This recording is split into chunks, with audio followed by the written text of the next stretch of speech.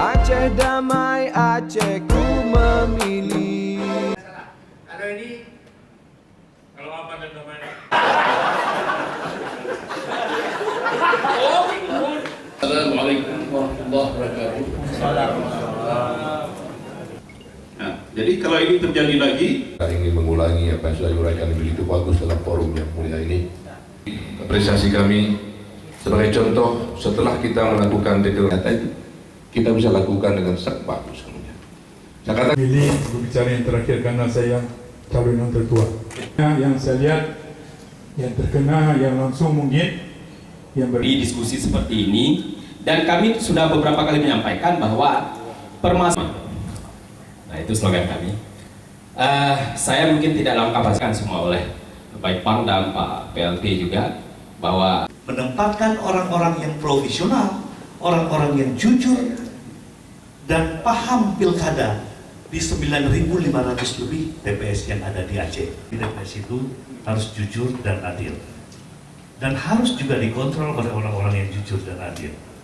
Kita melaksanakan silaturahmi dalam rangka Pilkada Damai Aceh ini dengan seluruh pasangan calon dengan forum komunikasi pimpinan daerah adalah dalam rangka menciptakan kondusivitas ketentraman pelaksanaan Pilkada di Aceh.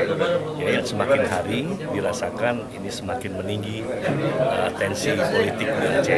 Karena itu dengan silaturahmi ini kita memang berharap bahwa Pilkada Damai itu mampu kita realisasikan ya sampai dengan selesainya pelaksanaan pilkada. Kalau dari berbagai permasalahan yang disampaikan tadi Forkompida itu upaya untuk antisipasi kecurangan yang terjadi di pilkada. Ya tentu kita terus melakukan ya, mengharapkan kepada Panwasli ya dan banyak stakeholder untuk mengawal proses pelaksanaan pilkada ini.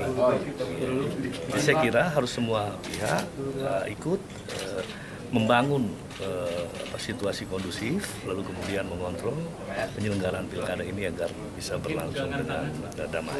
oh ya. Oke, terima kasih.